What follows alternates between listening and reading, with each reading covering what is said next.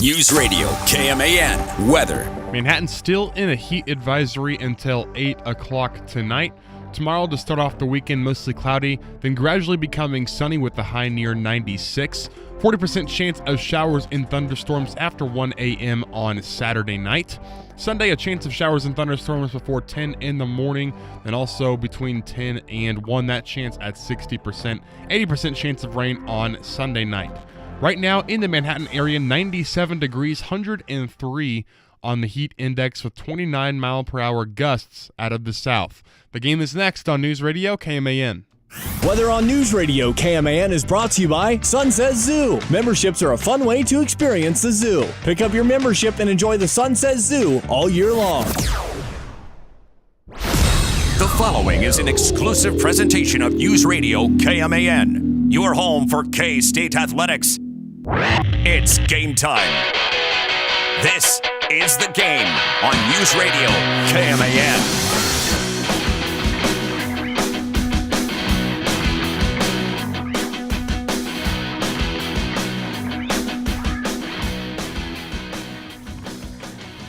"15 days. And we have K-State football. Dublin, Ireland, Aviva Stadium, the Aer Lingus College Football Classic, Farm O-Geddon, top 25 matchup internationally. K-State, Iowa State, 15 days out from kickoff on August 23rd. Kicking off at 11 a.m. Central Time here in the United States of America. Pre-game coverage starts 7 a.m. on August 23rd, the 30th season of Power Cat Game Day. We'll be kicking off at 7 a.m. Next week, we'll let you know the game/Power Cat Game Day headquarters for the Aer Lingus College Football Classic. Now, there's a little bit of a change of plans, actually. There is, what's the right term, logistic reasons. We will actually not be live for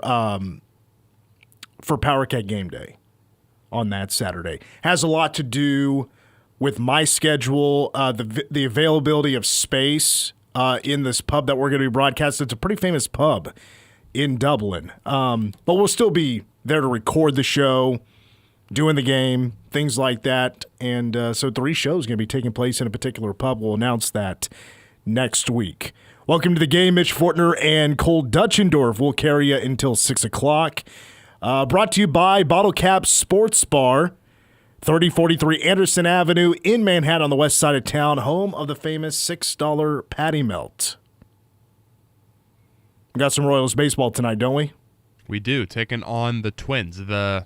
It's tough to even call them the Minnesota Twins. I don't know what I guess their AAA affiliate might be the Wind Surge in Wichita. Yeah. I remember it. So It's basically playing the Wichita Wind Surge because they traded their entire team at the deadline. So we'll see. Hopefully it's a win series would be the minimum. Sweep would be nice to head home to Kauffman ahead of 3 pretty important series with 3 games in your back pocket and be above 500 for the first time in a very long time starting tonight. Yeah, Kalen Culpepper might be getting the call up. He's right now playing in Wichita. He is. Part of that franchise. But we will get to more Royals talk here later on in this hour because it's Friday, so that means we will have Are the Royals Doing Okay?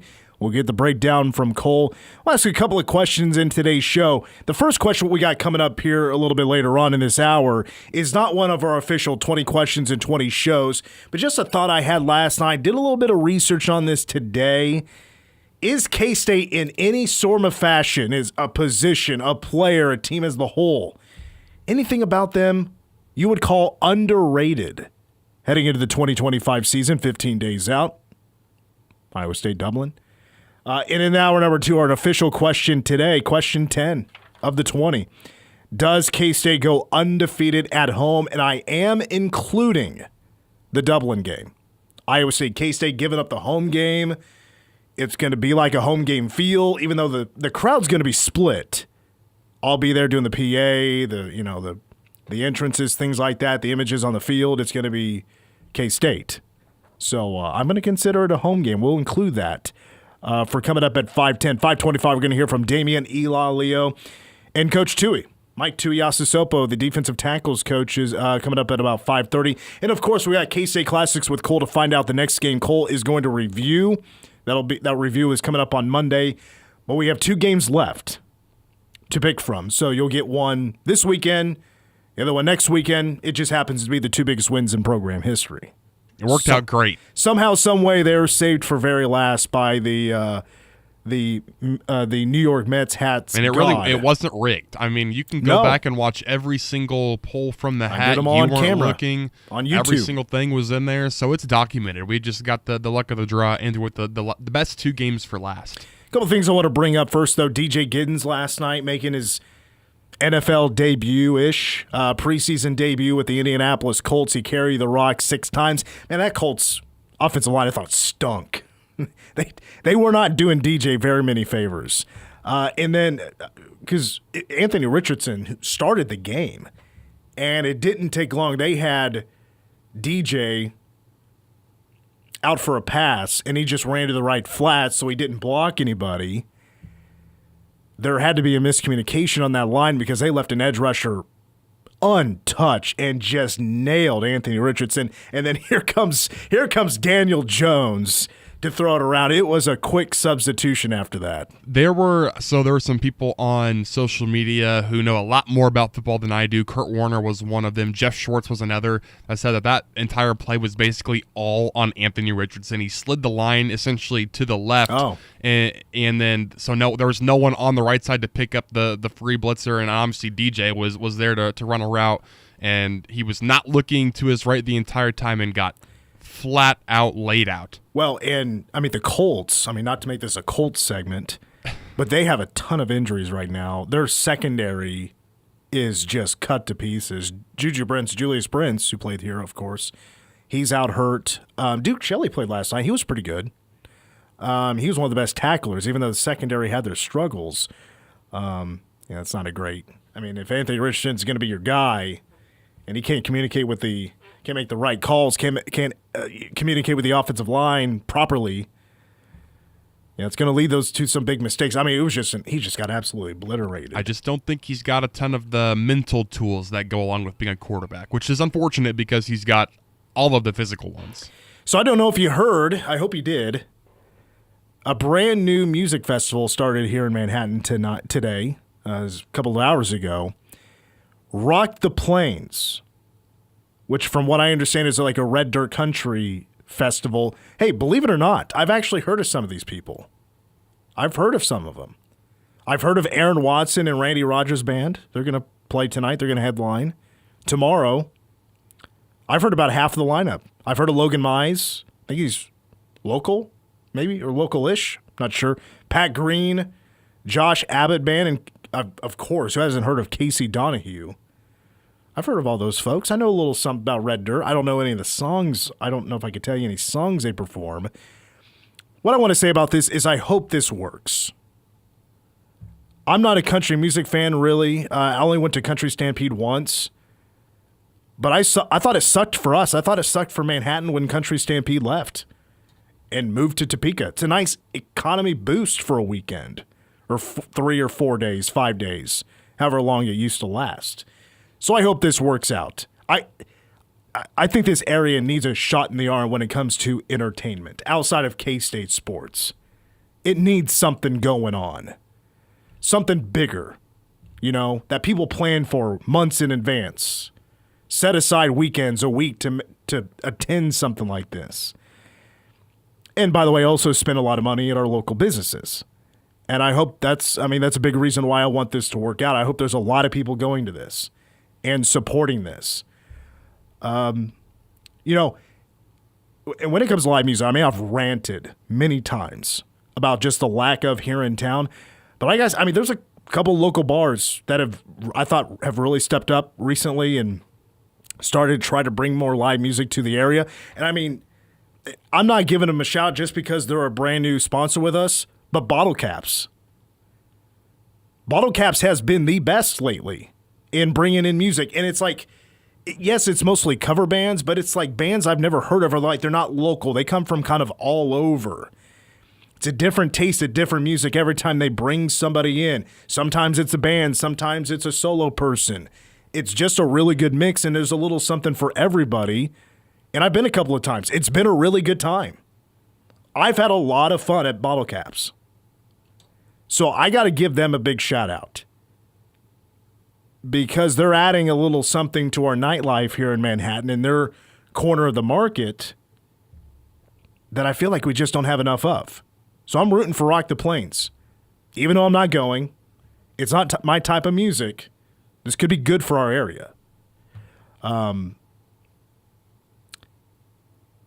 can let me know at Mitch the Fort on Twitter or at the game KMAN, or you could call in or text us 537-1350. I just mentioned a lot of Red Dirt Country folks and bands. Who should I listen to? If you were to give me one guy, one gal, or a band to get me started in Red Dirt Country, who would that be? You know, it wasn't too long ago I gave you the what's called homework to listen to Black Sabbath. Like, Black Sabbath was probably as new to you as any of these Red Dirt folks would be for me. What'd you think about Black Sabbath? Because I didn't give you War Pigs, I didn't give you Paranoid, I gave you some of the popular, yes, but not as mainstream songs that were big for Black Sabbath. I enjoyed some of them for sure. It's definitely a different rock sound than like the 80s. That's the most of the rock that I know Sure. is the 80s. So it was interesting to see kind of, you could hear how things were developing over the course of Black Sabbath in the 70s when Ozzy was with them compared to the sound of rock during the 80s. It's two very different sounds and styles, and there were a couple songs on there that were I enjoyed. And Paranoid, that wasn't on the list, but that was one of the few that I actually had previous experience with going, but before we did the Blindly Rank 5, and that's a good song. That's a good little tune. It'll get stuck in your head. You said Paranoid? Way. Yes. Yeah. Really good one. So I gave you like Sabbath, Bloody Sabbath, Children of the Grave. NIB is a phenomenal song. But Sabbath, Bloody Sabbath, my favorite. All right, another thing I wanted to bring up is I had a really cool opportunity today. I want to give a shout out to my good friend, Jamie Spikes, who's been coming here once a month at the radio station to give me some treats. We became friends when I gave her a birthday shout out. Her birthday's on September 11th, so it's easy to remember. This is a number of years ago. Her husband used to call in and make sure she got the birthday shout out. He passed away, but we kept it going. And sent me a letter one time, sent me a card just thanking me for doing that and the story and all that. And ever since then, we've been good buddies. And today she took me out to lunch for my birthday. My birthday's not today, it's next week. Did something a little bit different. We went to the Senior Citizen Center and had some lunch. And I've heard before, the food over there, pretty good. Pretty good. So she gave me a list of like, all right, what day, like here's the entrees you can pick from. It'll depend on what day we go. There's like some chicken. There was some biscuits and gravy, meatloaf. I'm a big meatloaf guy, so I picked the meatloaf. That means we went today. There was mashed potatoes and other vegetables and some peach cobbler at the end. The little appetizer was some great home style stuff. Yeah, and the appetizer was some rolls and chocolate milk. Come on now. Like the cartons you used to get at school. Sure. Those little cartons. Mm-hmm. I haven't had one of those in a long time, and I enjoyed every sip of that. And the food was really good. But I got to give a shout out to a Manhattan legend I got to meet today. Have you ever heard of Marvin Hackmeister? I don't think so. All right, so I'm sure I think he's been in this area for a pretty long time, but he's known for running 5Ks and 10Ks. Back in the day, he used to run marathons. He's been doing so for a long time. He's been running since he was in high school. And he was there as a server at the Senior Citizen Center. I mean, he was bussing tables. He was taking food out to the tables. Like, you sit down and you stay set. They bring it out to you.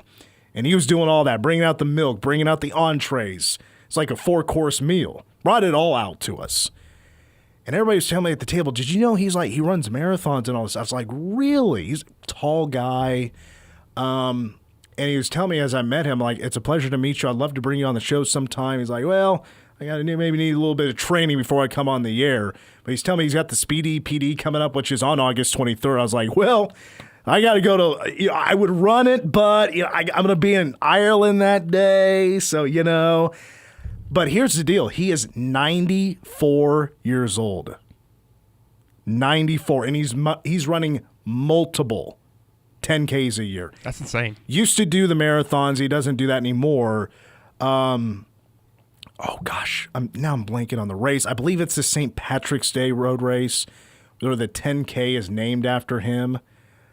And I had heard about this guy. I remember hearing his name on the commercials would play, promoting St. Patrick's Day in Aggieville and the races and stuff, the fun run and the 10K. And I remember hearing that name. I was like, Marvin Heckmeister. I recognize that name. They're like, that's him.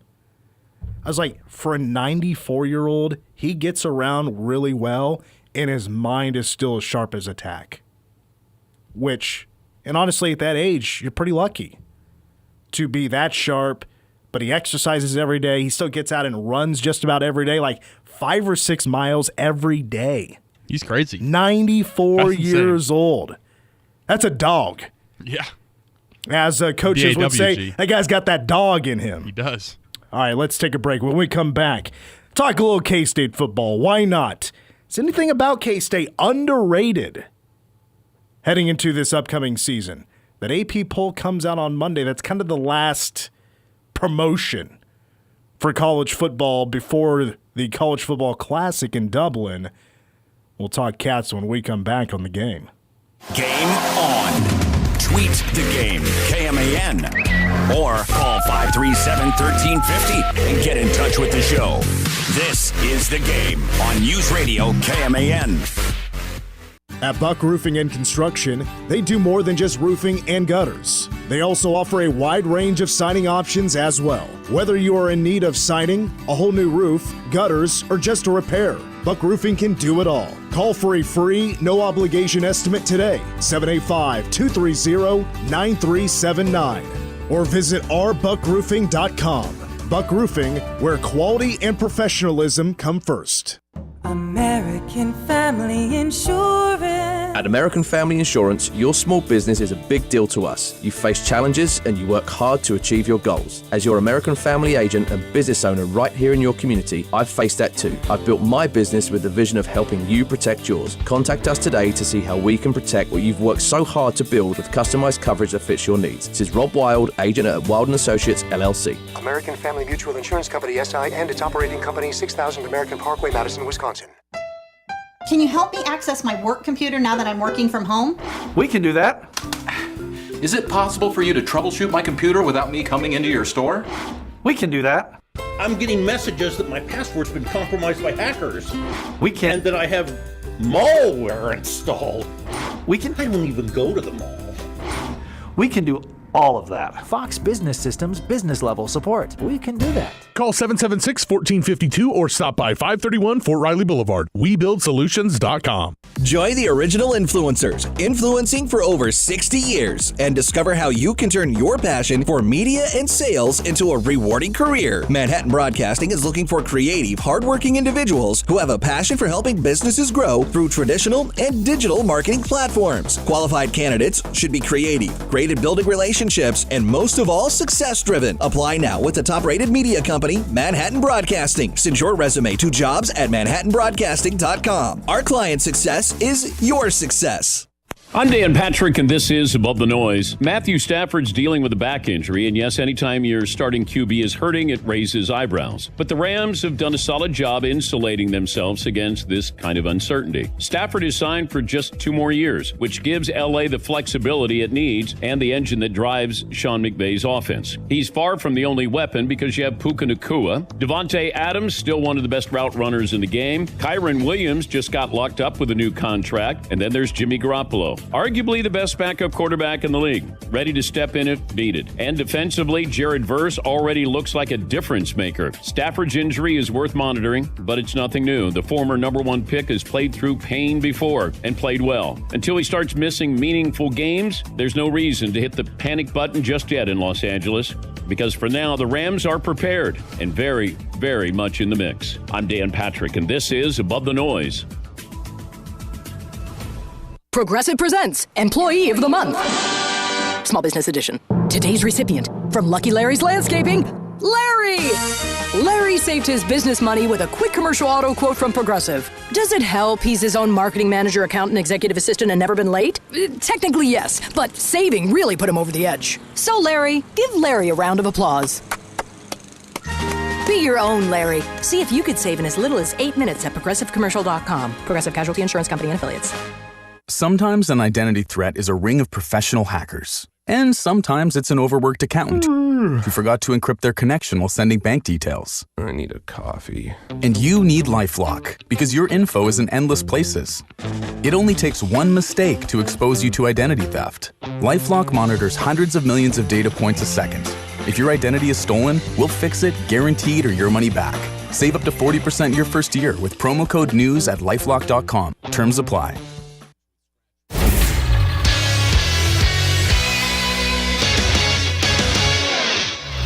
I'm Cole Betchendorf with the Game Sports Update. 2 more Wildcats were named to preseason award watch list Friday morning. Sam Hecht received his second preseason honor as he followed up his Outland Trophy watch list appearance with a mention for the Remington Trophy, an award going to the nation's most outstanding center. K-State has had 2 finalists for the award, Nick Leckie in 2003 and B.J. Finney in 2014. Garrett Oakley was listed on the John Mackey Award preseason watch list, an award presented annually to college football's most outstanding tight end. K-State's lone semifinalist was Ben Sinnott in 2023. After picking off a win in the final game of their 3-game stint in Boston, the Kansas City Royals tonight open a 3-game stretch against the Twins in Minnesota. Seth Lugo gets a start tonight with Twins ace Joe Ryan throwing opposite him. The Twins traded 10 players from their then-active roster at the trade deadline last week after the team went 6-9 over the final 15 games of July.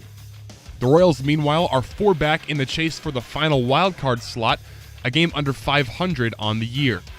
Game time tonight is at 7:10. Coverage on News Radio KMAN gets started at 6:30. Kansas City Chiefs are in action with their first preseason game of the season this weekend. Saturday night's preseason opener kicks off at 7 with coverage at 6.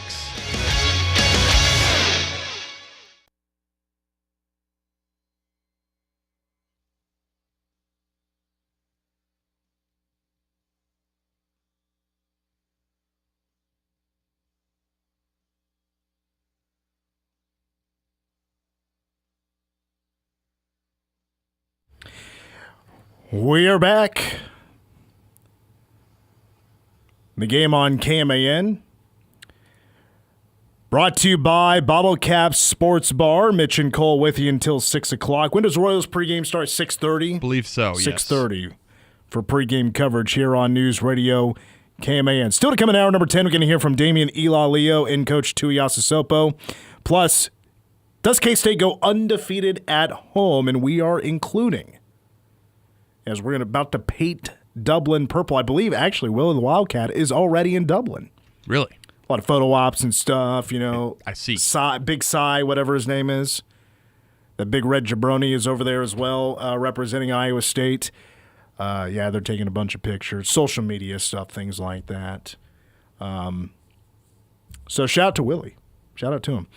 I'm leaving this week from Wednesday. So not going to get to spend a whole lot of time, but I am going to travel with the team, so that'll be kind of interesting.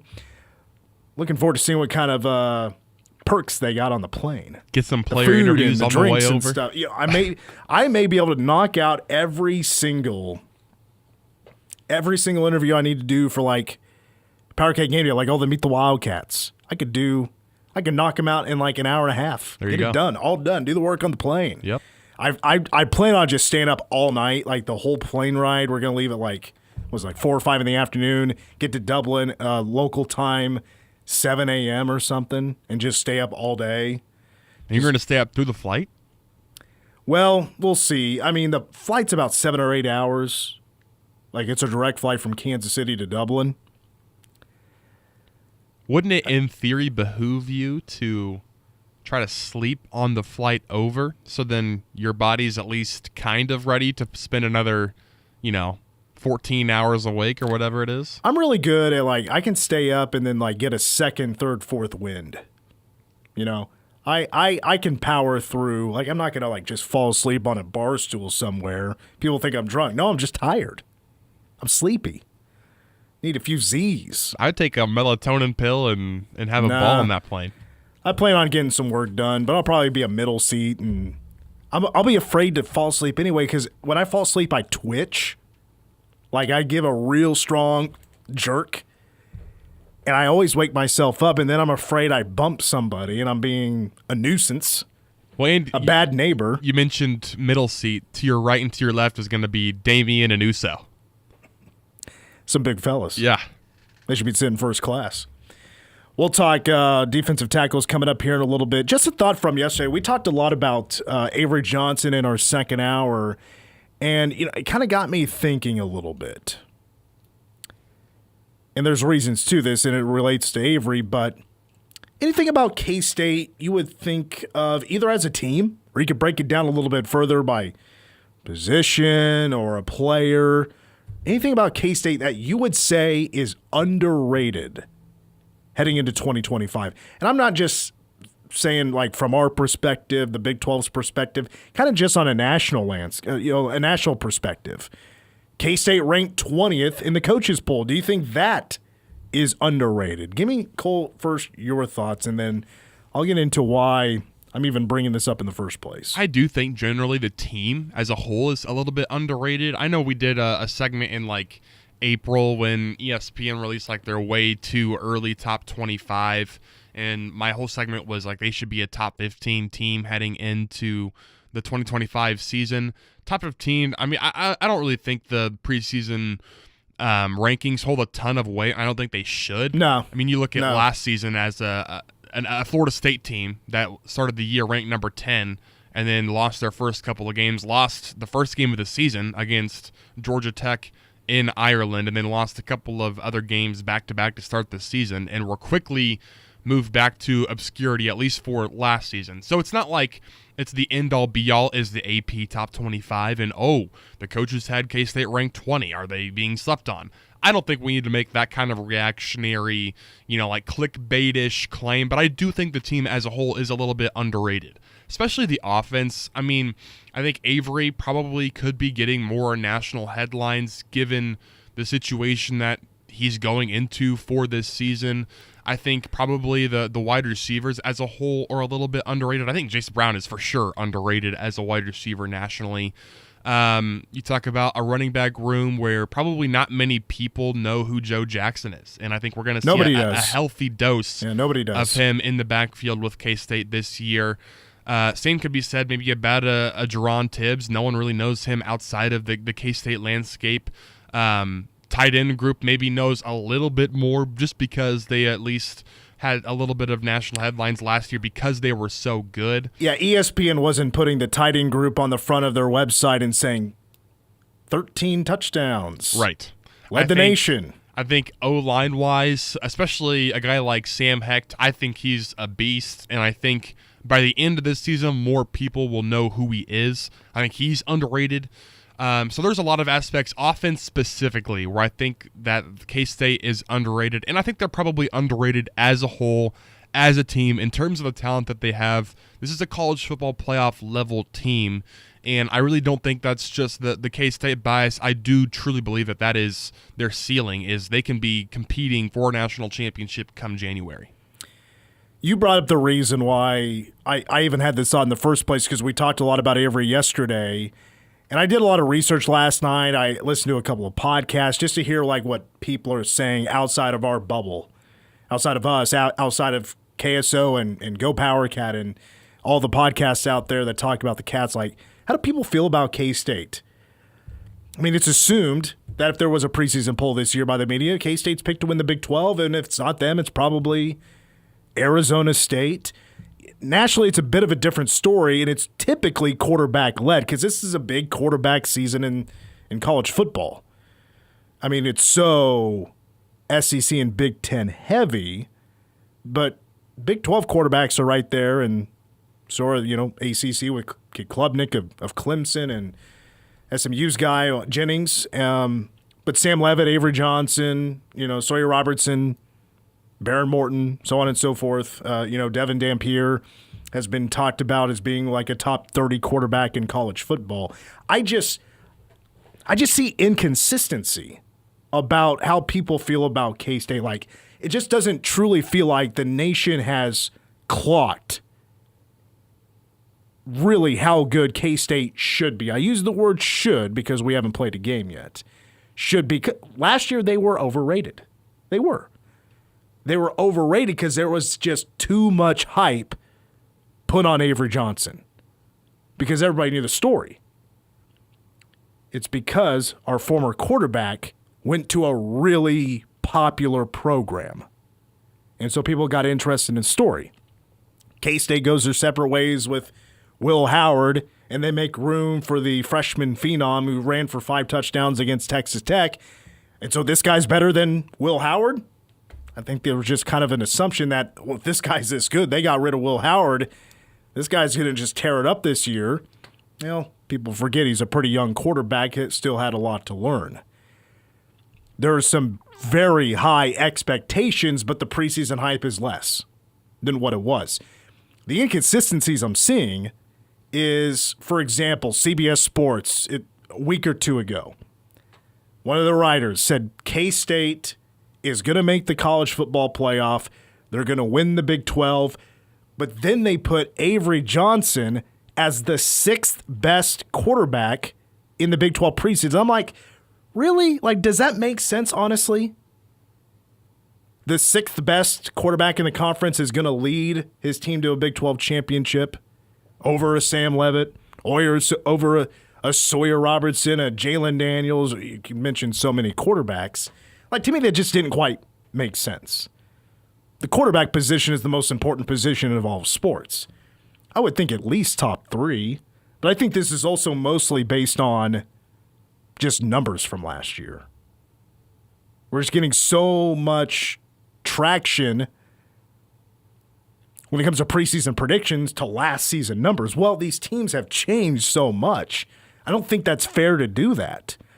Avery threw the ball a lot less than a lot of other quarterbacks in the Big 12 last year.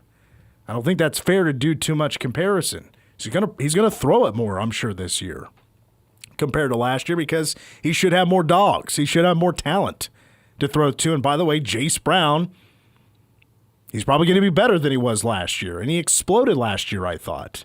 Set sophomore record for receiving yards. It's a pretty big deal.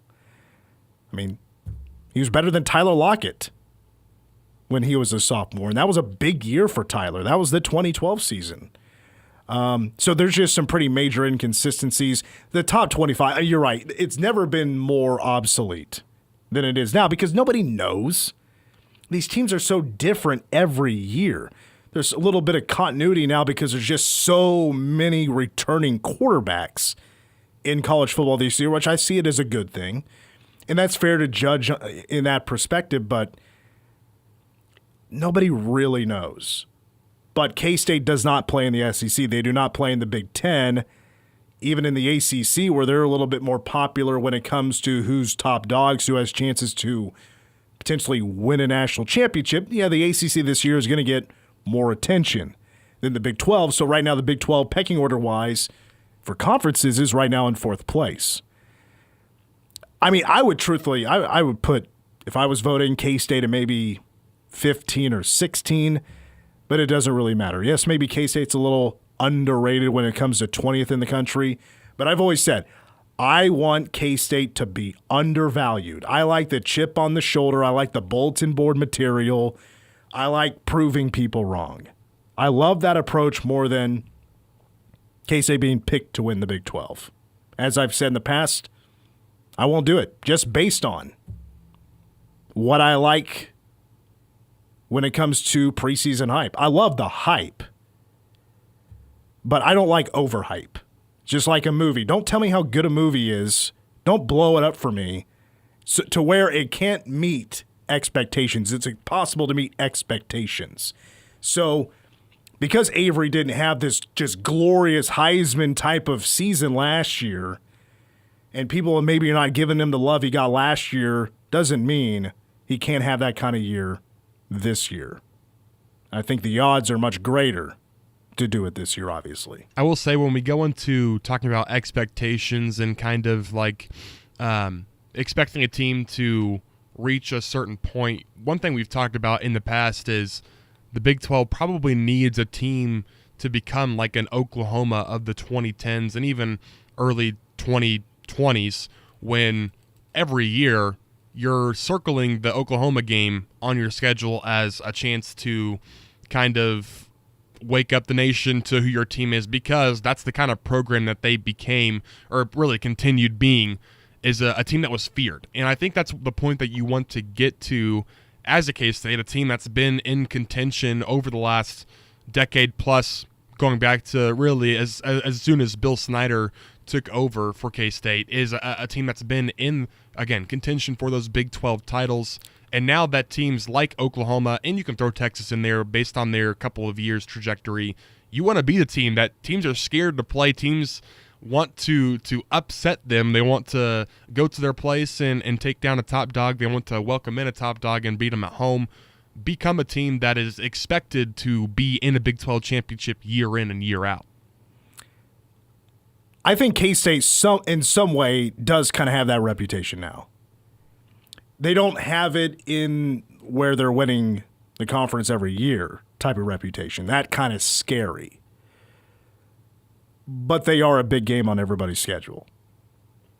If it's on the road or K-State's hosting that game, I think for the most part, everybody across the Big 12 looks at K-State on the schedule and says, that's a big game. That's going to be a good team.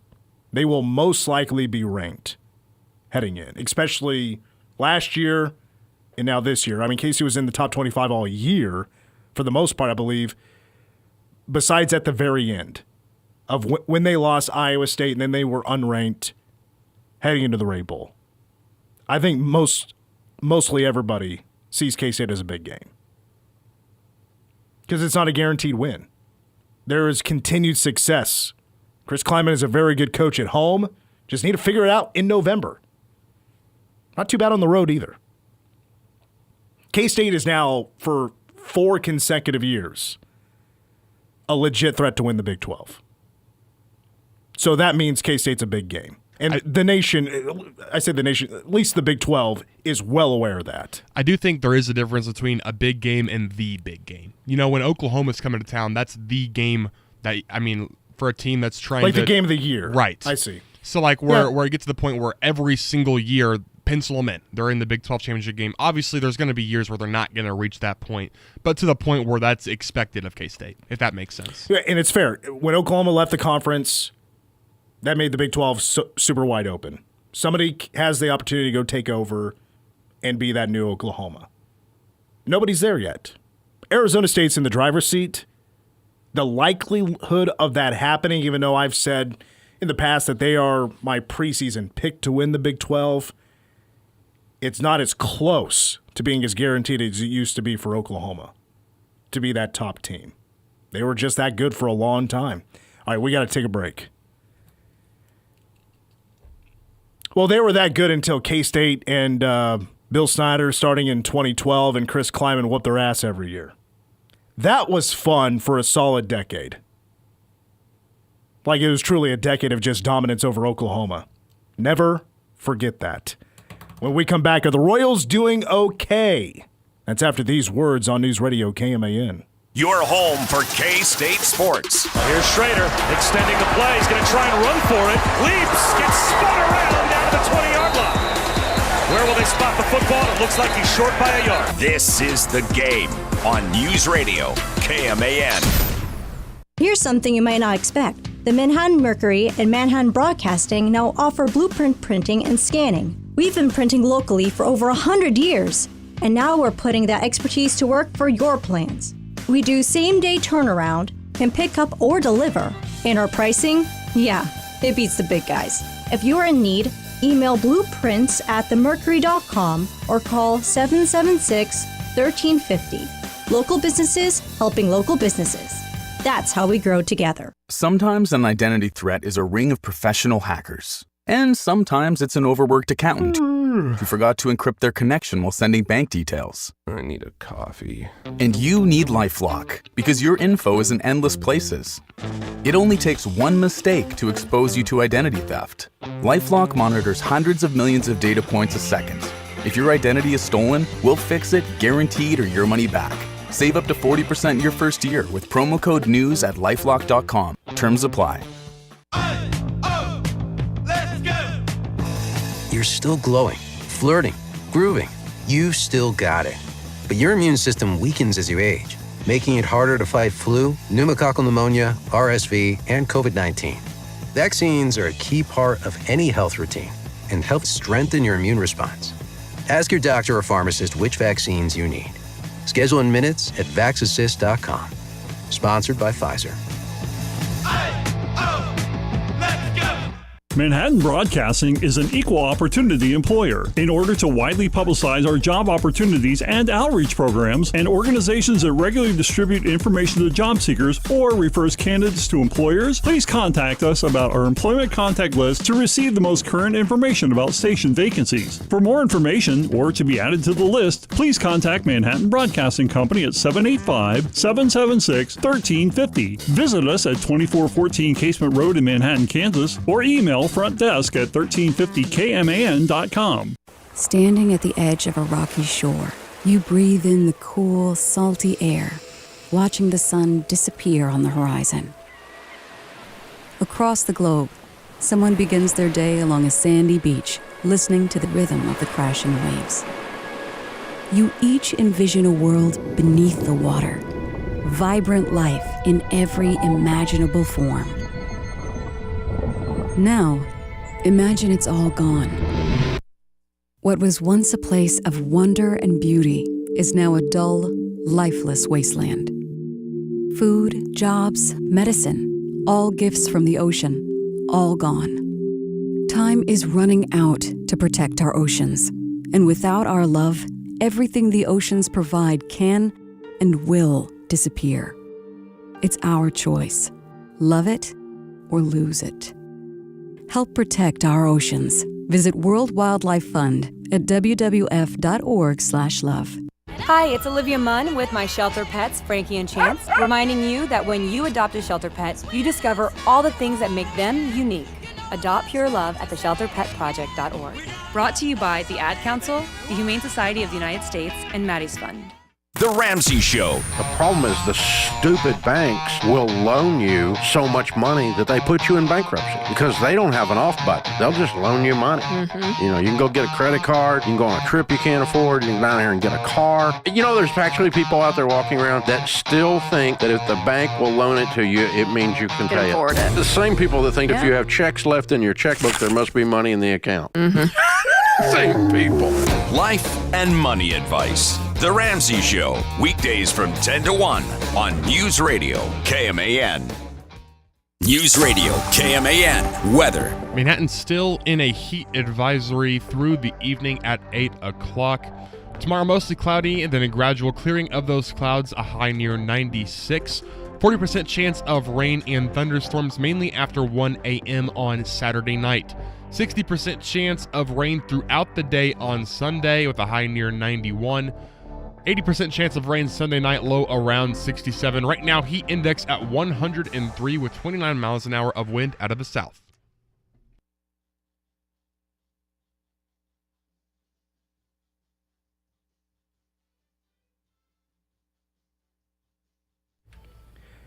Hour one of the game continues. Mitch and Cole with you. More K-State football talk coming up in hour number 2. We take a detour to Major League Baseball.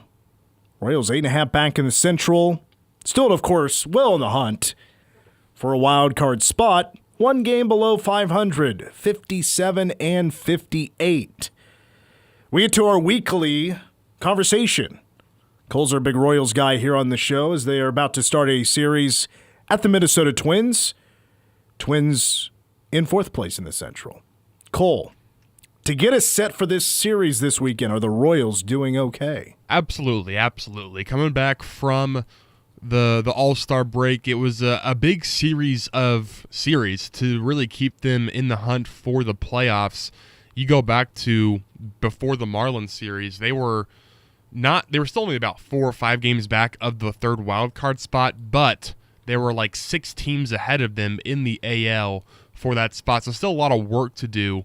So out of that break, they did lose to the Marlins, but after that, they strung together 4 series wins in a row.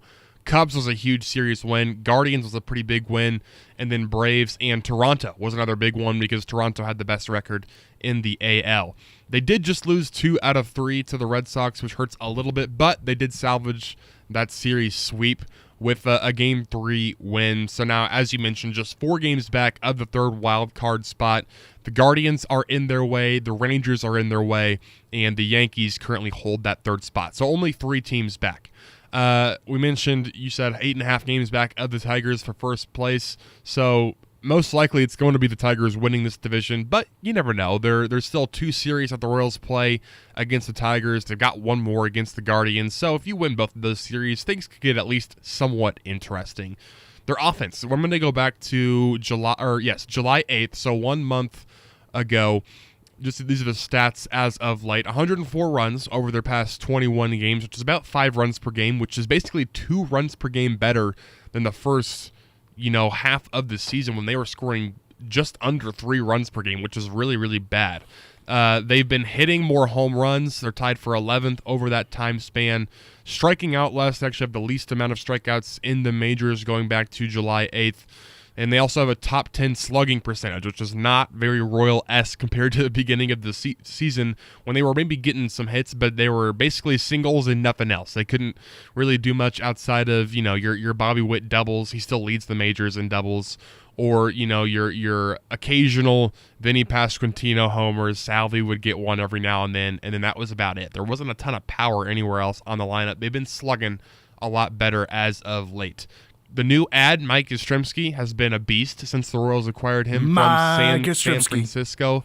He's been hitting .294. He's got nearly 1,000 OPS. It's a small sample size. It's only like 6 games total, but he's still been a spark. He started in the starting lineup. It was the first game, I believe, that Jonathan India played in where he was not the leadoff hitter. And Mike, I believe, had 3 hits the other night. So a huge spark in the lineup for the Royals. Salvi continues to roll back the years. He's kind of been the story as of late, hitting nearly 300 since a month ago. He's got 7 home runs over the last 21 games. That's good for just outside of the top 10 in the majors, tied for 12th. Kyle Isbell, of all people, has been kind of on a tear recently, at least with the situational hitting. He's hitting .339 in his last 56 at-bats, has 7 runs batted in during that time. And again, I mentioned the situational leaders. He's had a couple of really big hits, whether it's been a double in the 10th inning of the Blue Jays in the chalk game in Game 3, where he drove in a run and could have had a triple if he wouldn't have dove into second base because the right fielder mishandled it. Also had an RBI single in the Game 3 against the Red Sox to help kind of break the game open for the Royals. So he's been huge as of late, which you didn't really expect that. He's not really known for having, the best bat, but he's been big as of late. Bobby Witt actually has been a little bit of a slump. If you call 250 a slump, still one of the best on the team because there's just not a bunch of great hitters in terms of that batting average. But again, still leading the league in doubles, has 30 stolen bases. He became the first player, I believe, since Ichiro to have over 30 stolen bases in your first 4 seasons. Yeah. So that, anytime you're in conversation with Ichiro, you're in some pretty good company, and he's still racking up the doubles. So he's been fine. Honestly, it's been the pitching that hasn't been as good as it was the beginning of the season. We talked about the offense, taking a turn upwards, averaging 5 runs per game. Well, they're giving up about 4 runs per game right now, too. So that was a mark that was also at about 3 in the beginning of the season. You just had lockdown pitching. They've regressed a little bit more back to the mean, at least over the past month or so. I'm not really worried about it. If their offense can keep hitting like they're hitting, this team has a great shot at playing baseball come October. Overall, they've been doing a whole lot better. The vibes are definitely higher. Their upcoming series, we'll go over those a little bit. The Twins, you mentioned 54-60. They just sold their entire team. It was a fire sale. The Nationals have the third worst record in baseball at 45-69. That's at home. The White Sox will come to town after that. They have the second worst record in baseball at 42-73. And the Rangers, who the Royals went to Arlington earlier this season, swept them for the first time since before I was born. They are one of the 3 teams ahead of the Royals for that third wild card spot. So, couple of big series. I think, so after these next 4 series, there's 34 games left in the season, so the time to make a push is right now. If they don't get going in these next couple of series, time's just going to run out on you.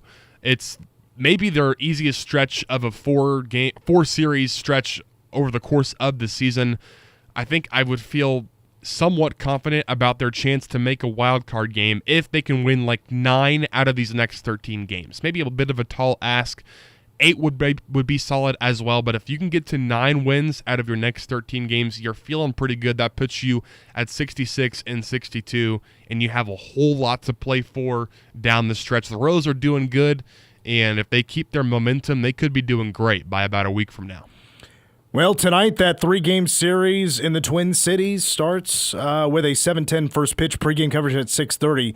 Seth Lugo on the hill for Kansas City. Joe Ryan and he's been really good. Yeah, man, that's a great pitching matchup. The unfortunate thing is he's kind of dominated the Royals over the course of his career. I think he's like 7-0 all-time against the Royals in terms of decisions. He's got like a 1.80 ERA, so it's not the greatest matchup for him, but if they can get it done tonight, sweep city. Berger going to wrap up that series. They need Lugo to just keep him into it tonight and then get some bats going when the terrible bullpen of the Twins comes into the game. Final hour of the week. When we come back, we'll lead it off with our 10th question of 20 and 20 shows. Does K-State go undefeated at home? Can they do that for the first time since 2012? We'll hear from Damian Ilalio and Coach Tui, and K-State Classics with Cole, all coming up after a timeout. Your local news is next. Miss part of the show?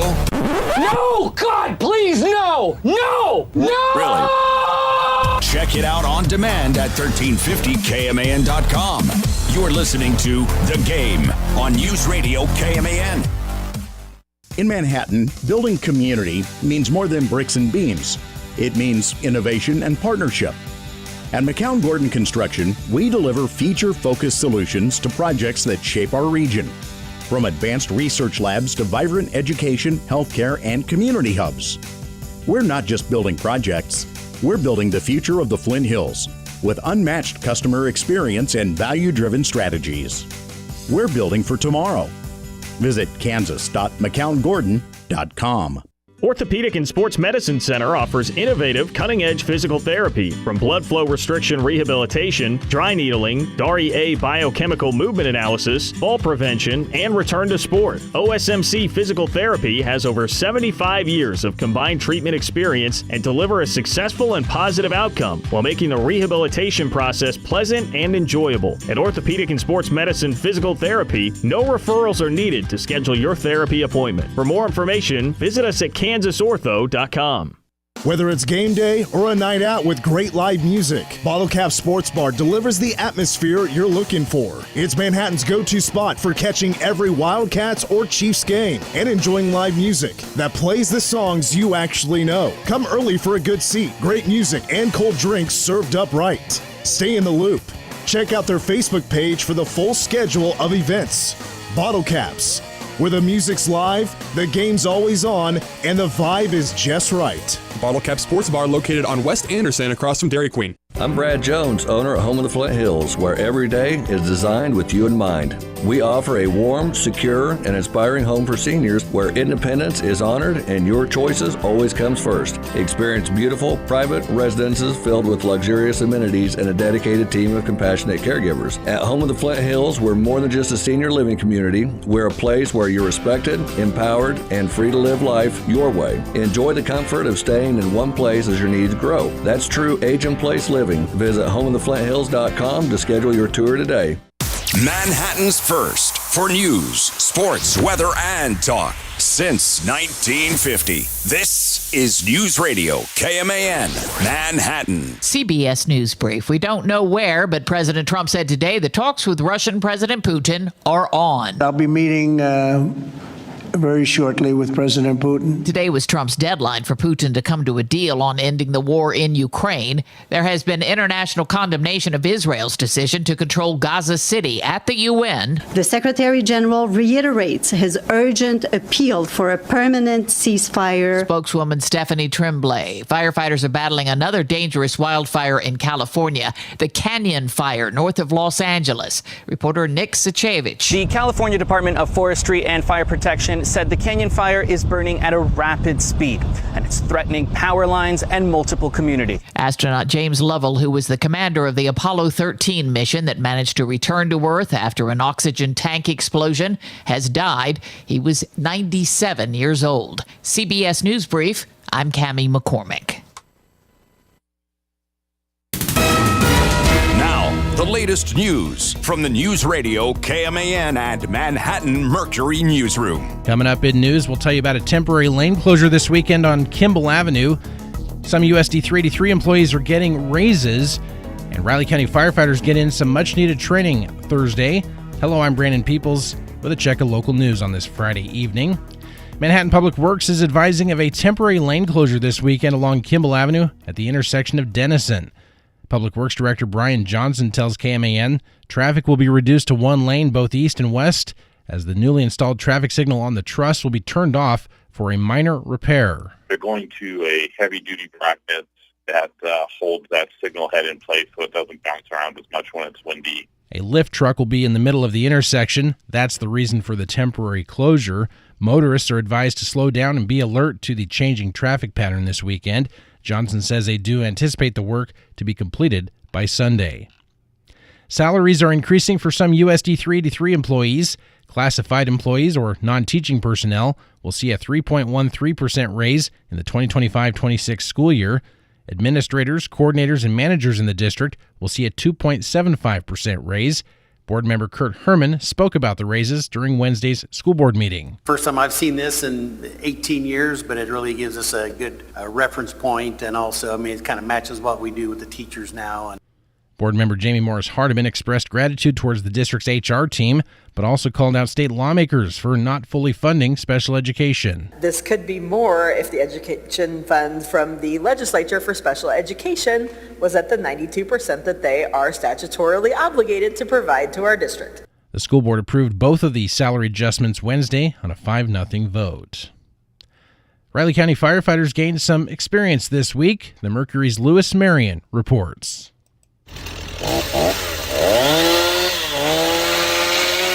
If you saw local first responders out and about on a recent evening, there is no need to be concerned. Riley County Fire District No. 1 personnel held a training exercise Thursday in Manhattan at the former EMS No. 1 station at 2011 Claflin Road. Doug Russell, Deputy Fire Chief of Operations, gave a summary of the night. So we have an opportunity with the old EMS building that we're going to be remodeling for emergency management and county fire headquarters. We have an opportunity, it means they're gutting it and remodeling it to basically go in and train on it, and we're not going to be worried about damaging anything. It's a little bit warm tonight, but it's a good scenario. We smoked the building up. We've got some props to do ventilation and roof operations. He also explained why the training is important for RCFD. So we don't get this very often. We can train and talk all we want, but having a live building that we can do some work in is amazing, especially our newer probationary members and stuff. They haven't got to do this yet, and so this is a great opportunity for them to get in their gear and get the packs on and get exposed to it. Look for photos from the training in the Saturday print edition of the Manhattan Mercury. For News Radio KMAN and the Manhattan Mercury, I'm Lewis Marion. Kansas Governor Laura Kelly appointed Leawood attorney Larkin Walsh on Thursday to the Kansas Supreme Court. Walsh will replace Justice Evelyn Wilson, who announced in March that she would step down due to an ALS diagnosis. She's the fourth state Supreme Court justice that Kelly has selected since taking office in 2019. Walsh is senior counsel at the Stevie Siegel Hansen law firm. Her work focuses on civil rights law, consumer protection, and labor. She was previously a law clerk in the U.S. District Court for the District of Kansas and at the Kansas Supreme Court. The first retention vote for Justice Walsh will be in November 2026, and if voters decide to keep her, she will serve 6-year terms between retention votes. And another busy weekend is upon us here in the Manhattan area. Local residents can drive to Leonardville this weekend for the Hullabaloo. That's happening tonight and tomorrow. Of course, there's also Rock the Plains, the 2-day country music festival, happening both tonight and tomorrow at Tuttle Creek State Park. It's the final weekend also for the City Park Pool. Pet Palooza will be happening Sunday from 1 until 4, again at the City Park Pool. For more on our news, you can check out newsradiokman.com and themercury.com. News is powered by Central National Bank with locations at the Walmart Supercenter and at College and Claflin. Central National Bank, member FDIC. News Radio KMAN weather. We are at 101 degrees, real temperature 108 in the heat index in Manhattan right now as we are in a heat advisory until 8 o'clock tonight. Overnight low of 77, still wind gusting as high as 30 out of the south. Tomorrow partly sunny with a high near 96. 40% chance of rain and thunderstorms mainly after 1 a.m. on Saturday night. 60% chance of rain throughout the day on Sunday with an 80% chance on Sunday night.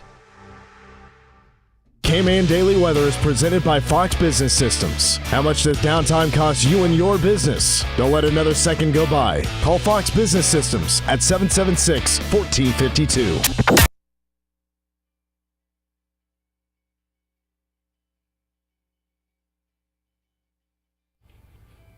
And there's the Creed to kick off Hour 2 on a Friday. Nothing like it. I actually want to lead off the hour giving a shout to Robert Lipson. We've been trading some emails the last couple of days to get ready for Powercat Game Day. Robert's World, of course, going to be making its return, and we're going to actually be recording our first segment this coming Wednesday. And he sent me a picture. I tweeted this out. He sent me a picture in one of the emails that is a Power Cat, and right below it, it says, next Big 12 champs. Love it. Does he take a sign that says that to Dublin? It'd be electric if he did. Let's send this one out to Robert Lipson, who in the following email gave me an LOL. We're 15 days out, folks. K-State, Iowa State, Dublin, Ireland, August 23rd. We're getting there.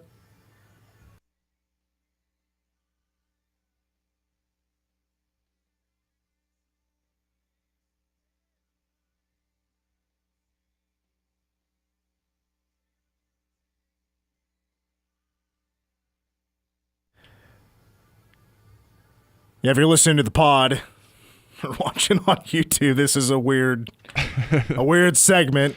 We're just being lazy. Don't want to do our jobs. Yeah. I feel like I haven't had much of a voice all week. So you're telling me. I'm trying to save it. You're dealing with like some allergies, or I had to turn the camera off yesterday because I just had a sneeze fit for like 5 minutes. You did. I saw that, and I was covering for you. I was doing all the talking, and you were over there. You probably sneezed like 15 times straight. It was bad, and I usually don't. That's when the allergies or the cold or whatever it is really bad. When I sneeze more than like twice in a day. We're going to hear from Damian Elalio and Coach Mike Tuiasosopo here in a few. Plus, in just a moment, our 10th question and 20 questions and 20 shows. Does K-State go undefeated at home? We still have to pull the next game for K-State Classics with Cole. Plus, we hope to squeeze in a little bit of Ask Us Anything to wrap up the show. I'm sure Robert wouldn't mind if I share these emails. He was having a good old time. I think he's just pumped up for the season. I gave him a shout. I was like, hey, does 10:30 this coming Wednesday work for you?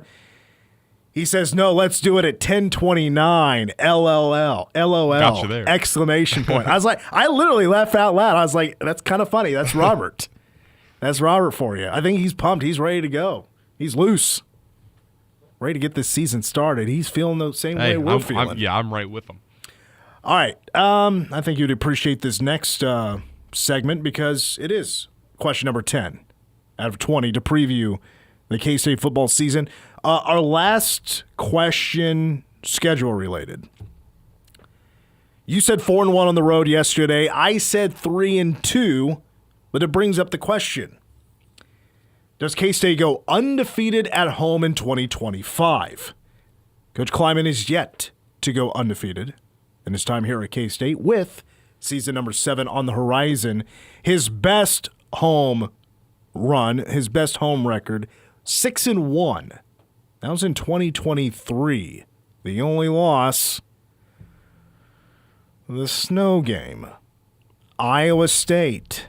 What was it, like 42-35? Iowa State was scoring on one play every time. One of the strangest games I've ever watched. The breakout game for Abu Sama of Iowa State. Hasn't had a single good game since then either. Will Lee's tackle that he just basically pushed Abu Sama in the end zone. It was more like, we'll see you later. But the last time K-State finished undefeated at home was 2012. It's been 13 years since this has happened. Here is the home schedule for the Cats this year. I am including Dublin, Ireland. I'm counting Iowa State, K-State. This is a home game they're giving up to go to Dublin.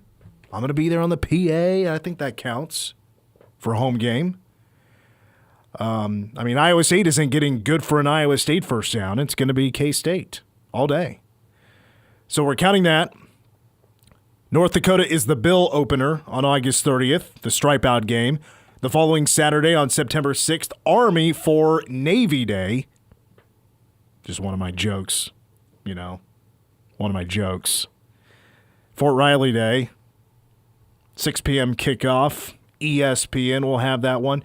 UCF coming to town for Celebrate Ag Day on September 27th. The return of Scott Frost to the Bill. I don't think he's been here since he played for Nebraska in the 90s. And then TCU, October 11th, homecoming. Texas Tech is Harley Day on November 1st. Sure, we'll see a lot of costumes in the student section. And then the home schedule wraps up with Colorado, November 29th, Senior Day. Cole, of these 7 games, what will K-State's record be? Before I go into that, I figured I'd give a short monologue. If you haven't been able to tell during the time that I've been on the game, I'm an optimist preseason. I'm a huge optimist. I always think the sky is the limit for all of my teams. I never think the Chiefs are going to lose more than 3 games in the regular season. Sure. Which there is that's actually predicated on something the last couple of years. Timberwolves, this is the year they're going to win the finals. Royals, they're going to make the playoffs, even if it's a wild card spot. K-State men's basketball going to go to another Elite 8 run, and K-State football, a lock for Arlington every single year. So I'll preface that before I go into what I think they're going to do at home. And my road record, as you mentioned, was 4-1. So you can do the math at the end of this segment on what I think the record is going to be, or what I'm predicting, or whatever you want to say.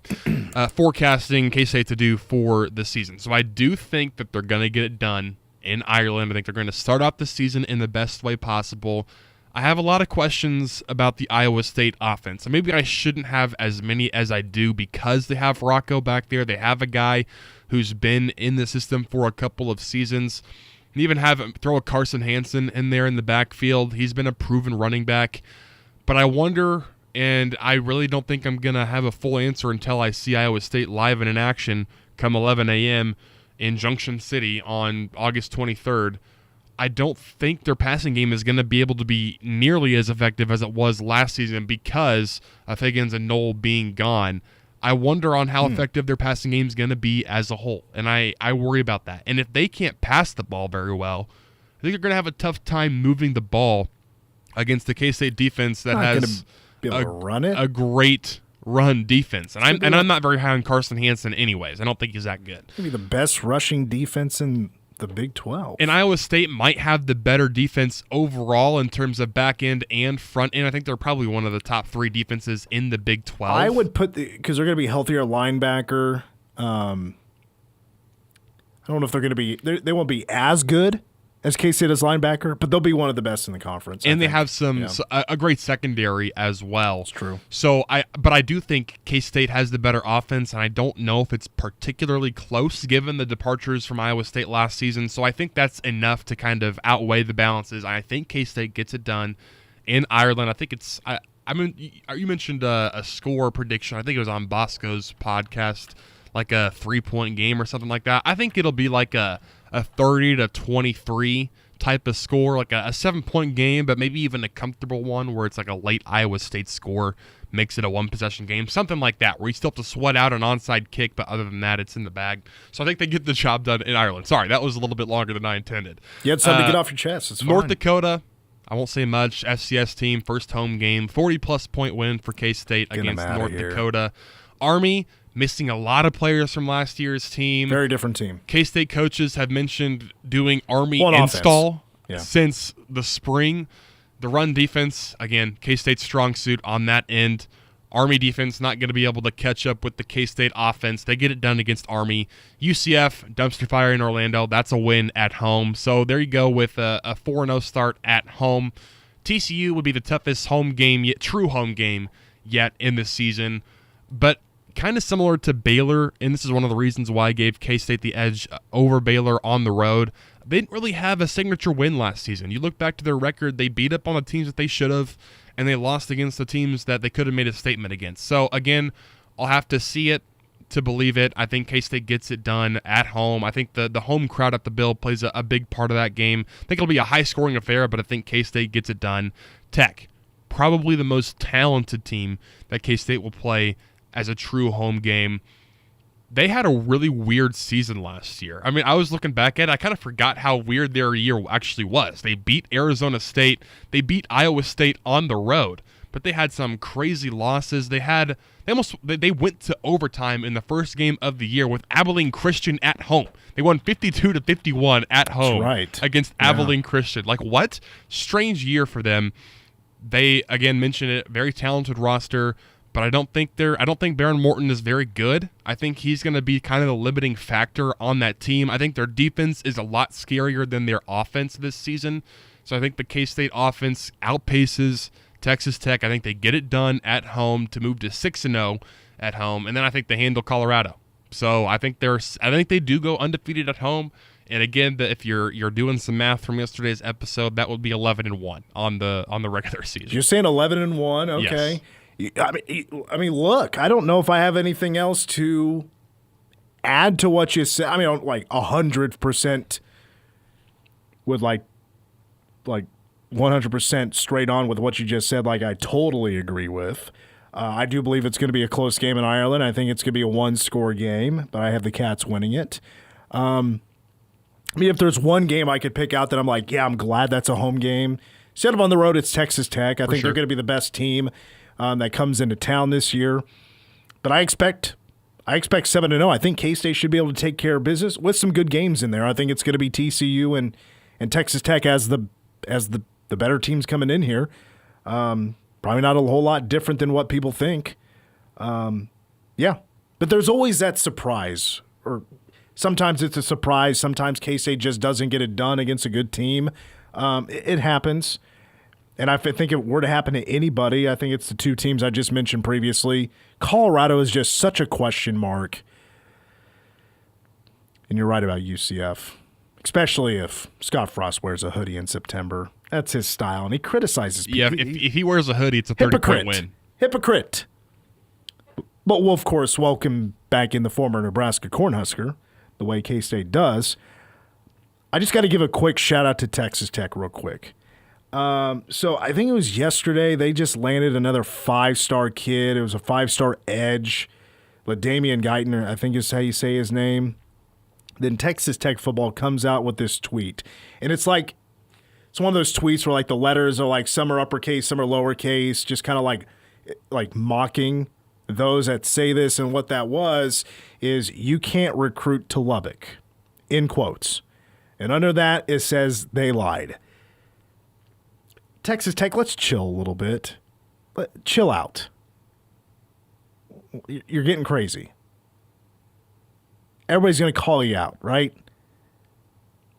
I mean, here in the Big 12, we know what you're doing. Most of the nation is knowing what you're doing. You're spending a ton of money. Well, they literally had they had a hype video in that, and they had like the oil drills. Yes, and there's a hype in the video. Yeah, I mean, this is a brag. It's a brag. They're saying, yeah, we got more money than you do. And we're going to land these recruits. I kind of respect it. The mock and you can't recruit to Lubbock. I mean, were people saying that? I don't know if I was ever saying that. Maybe Texas fans were saying that. Maybe that was a message to Texas fans. But because of how different recruiting is now these days, I mean, let's not lie. I mean, it's benefited K-State in different ways. With star ratings and things like that. Maybe high-end transfers coming in basketball, for example. Yeah, it's changed a few things. I'm just saying, Texas Tech, let's pump the brakes just a little bit. I think it's hilarious. I think it's great for the little guys to win one. When you look at the SEC powerhouses, and finally even if it's because there's a butt ton of oil money that's going to Texas Tech, even if that's why, which it is, at least, I mean, that's probably 70% of them getting those recruits, maybe 95. But it's what it's implying. Like, you can't recruit to Lubbock. Like, nobody wants to go play football in Lubbock. That time, it's not Austin, it's not Dallas, it's not Houston, it's not San Antonio. It's it's not a desirable place to live and go play that extra football. Zero on the end of that NIL paycheck. That's what I'm saying. I'm like, we know what the difference is. Yeah, no, you're 100% right. I'm just saying, like, Lubbock. I've grown. Lubbock has grown on me. I remember the first time I went to Lubbock, I was like, this place is a dump. It is just bland. I don't know if I'm looking at a building or a hill of sand. I've never been. Like, it's kind of, I don't know. Like, I remember like trying to find like a bar to go to. I was with soccer, had nothing to do, and like we stayed like 10 miles away from Lubbock, so didn't really get to see it other than going out to eat. I was just like, yeah, this doesn't. It's not that appealing to me. And then it started going out and seeing more of the town. I was like, all right, this is kind of a cool place. It's always windy, very windy in Lubbock. I think it's flatter. I think that area of the U.S. is flatter than our area of the United States. We got some hills. They don't have much at all. It's kind of out in the middle of nowhere, huh? Well, yeah, and out there it's like people will say like west of Manhattan, heading towards Colorado, that stretch of road is really boring. Drive from Dallas to Lubbock. Probably just as long and probably just as boring. Or There's like not OKC much. To Lubbock. It's not much out there. Yeah, it looks rough. Lubbock is pretty isolated. You have Amarillo in that area, but it's still hours away. It's much more spread out than like the Dallas, Austin, San Antonio, and east towards Houston, and then all that. Yeah, it's pretty far out there. I honestly had no idea where Lubbock actually was in Texas. I don't mind Texas Tech flexing. It's just bringing up something that would have been funnier and more of a flex if this was 10 years ago with their statement. Let's take a break. When we come back, we're going to hear from Damian Ilalio and Coach Tuiasa Sopo. The depth, the experience of defensive tackles at K-State. That's after these words on KMAN. You're in the game on News Radio KMAN. Manhattan Broadcasting is keeping it local. Dollars spent locally today help build a better community for tomorrow. D&I Plumbing, Heating, and Air will provide honest and quality service when you need it most. From a leaky faucet to replacing your water heater. Trust the experts at D&I Plumbing, Heating, and Air. Your York and other makes and models local dealer. Call 537-7138 today. Turn your memories into a masterpiece at Candlewood Frame Shop. Whether it's framing your favorite pictures floating around in the digital cloud or creating a shadow box with cherished things or memorable events. Candlewood Frame Shop. Let them turn your stories into a masterpiece. For a once-in-a-lifetime experience, engagement ring shopping simply can't be duplicated on a computer screen. At Fifely Jewelers, you'll be pleasantly surprised by our pricing compared to buying online, and we offer financing. Plus, you'll have peace of mind by shopping locally with Fifely Jewelers. Manhattan Broadcasting is keeping it local. Find more great local businesses plus special deals and offers when you keep it local on our website. It's time for the 17th annual Speedy Petey Race for Parkinson's Disease presented by Little Apple Cars. Join us at Tuttle Creek State Park on August 23rd to participate in the half-mile Memorial Walk Run, 5K, or 10K. Speedy PD is a fun and unique event that has something for everyone. To register, go to runspeedypd.org. Proceeds support free services provided by Meadowlark Parkinson's Program. See you at Speedy PD, August 23rd. You've heard the expression, it's what's on the inside that counts. At Schultz Construction, they couldn't agree more. Starting with the foundation and everything inside the walls, Schultz Construction is committed to making sure the things you don't see in a house are as good as the finishing touches you do see. From custom homes to commercial buildings, Schultz Construction takes pride in their quality control from start to finish. Schultz Construction, building trusted relationships through the development of quality neighborhoods. The Trust Company is an independent, locally owned wealth management and investment company founded right here in Manhattan in 1992. The experienced professionals at the Trust Company are recruited specifically for their financial, legal, accounting, and business expertise. They're also your neighbors who, guided by your hopes and dreams, will continue to deeply understand your aspirations and goals. The Trust Company, locally owned, client-focused. Our only allegiance is to you. Visit thetrustco.com. At Stormont Vale Health, high-quality care is right around the corner. Stormont Vale is more than just a health system. We're your neighbors, dedicated to supporting the well-being of our community and the Flint Hills region. With our strong partnerships, including collaborations with the Mayo Clinic Care Network, other healthcare providers, and various community organizations, we're committed to offering personalized, high-quality care when and where you need it most. Stormont Vale Health, high-quality care closer to home. Do you think you've been discriminated against at work or when applying for a job? Call the U.S. Equal Employment Opportunity Commission anytime, any day at 800-669-4000. It's unlawful for an employer to harass you or treat you differently because of race, color, sex, national origin, age, religion, pregnancy, or disability. The law also protects you against retaliation for complaining about discrimination. Again, the number to call is 800-669-4000.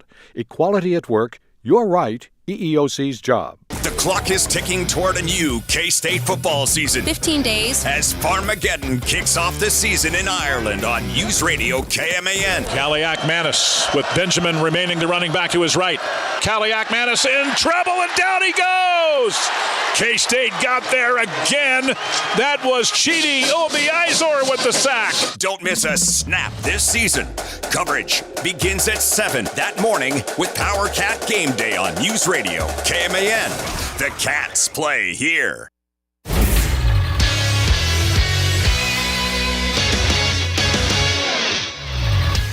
I'm Cole Dutchendorf with a game sports update. 2 more Wildcats were named to preseason award watch list Friday morning.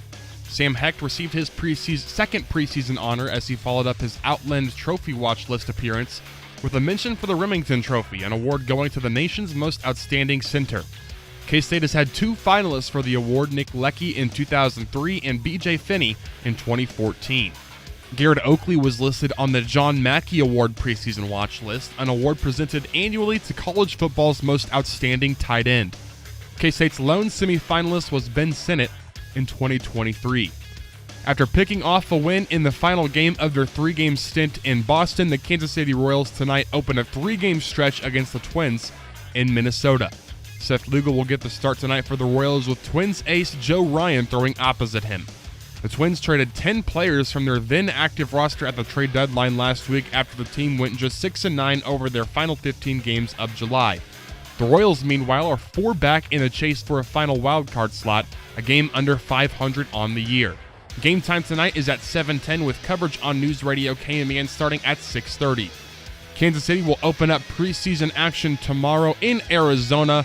It'll kick off after 7 with coverage at 6 on News Radio KMAN.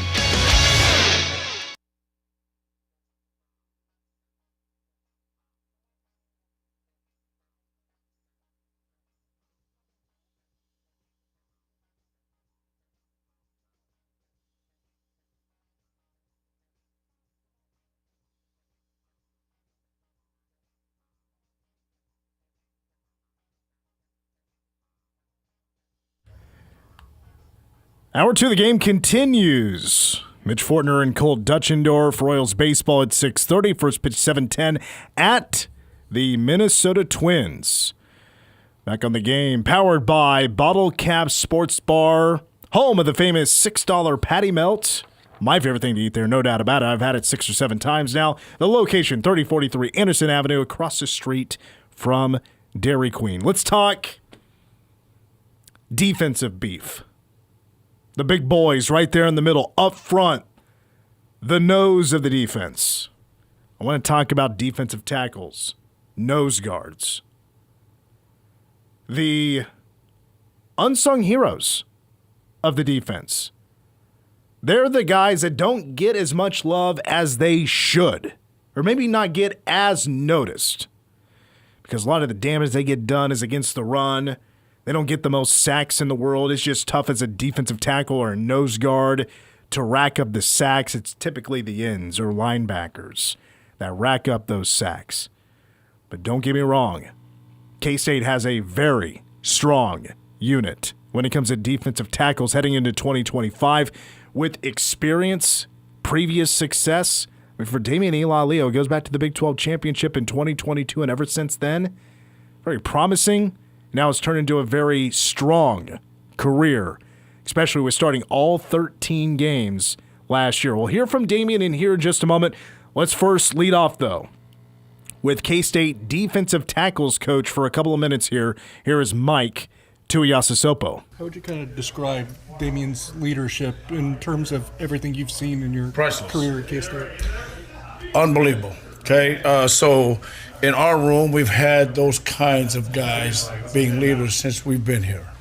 All the way back to Trey DeJean, Eli Huggins, and Damian falls right in place in terms of being a leader and bringing along guys. So it's just amazing.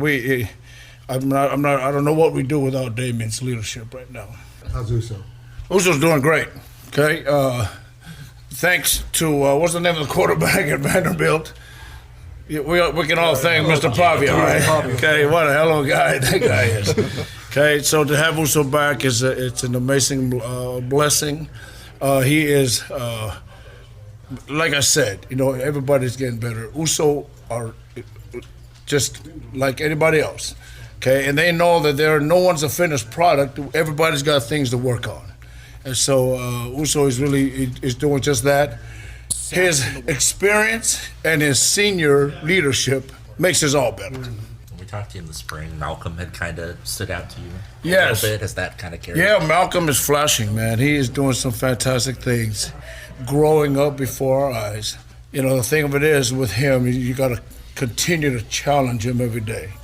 But Malcolm, I'm excited about Malcolm because Malcolm brings some things that maybe some other guys can't bring. He's got amazing size, strength, and, he's as explosive as anybody we have up front. So I'm really excited about Malcolm. How nice is it to have experience all across the D-line, not just at your spot? Well, I used the word prices earlier, but there is no substitution for that.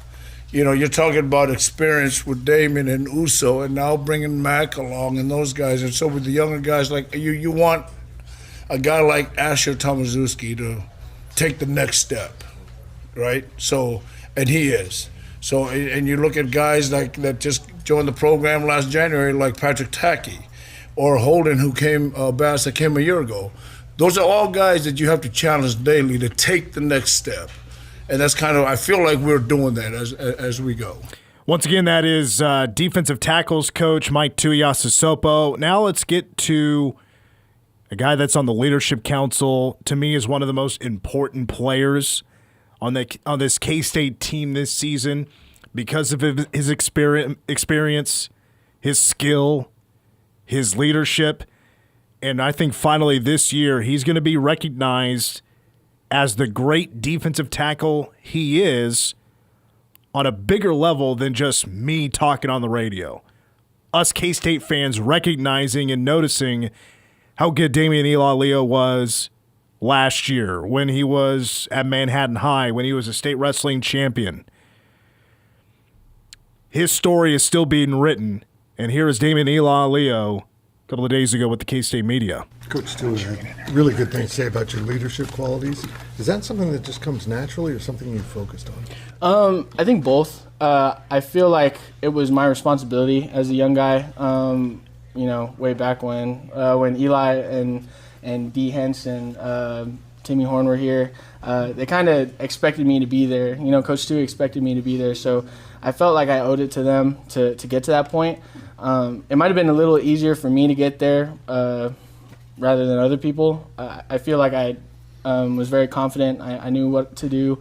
I study a lot, so I had a good setup for it. You know what I mean? So I just try to make him proud every day. Even now, I think about what would Eli do if I was having trouble, explaining something to a younger guy like Holden Bass or something.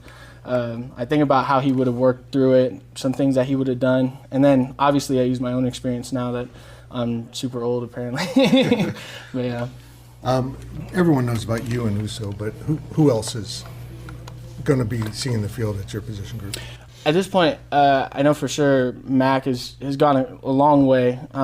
When he got here, he was like a baby, pretty much. And we've had a lot of fun getting him better, introducing him to some new concepts that he might not have known before. And just his growth is really, really good to see.